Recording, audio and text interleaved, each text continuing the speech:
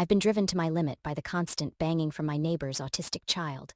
The noise has been going on for hours, up to 12 hours a day, and has caused damage to my apartment. Despite trying to tolerate it, I finally snapped and lost my temper when I was awoken by the noise while being sick. I yelled at the parents to take care of their child, and although I feel awful about losing my temper, I'm frustrated by the lack of accountability from the parents. They seem to prioritize getting stoned in their car over teaching their child coping mechanisms, and the banging stops as soon as they return to the apartment. I have sympathy for those with disabilities, but I've reached my limit with this situation.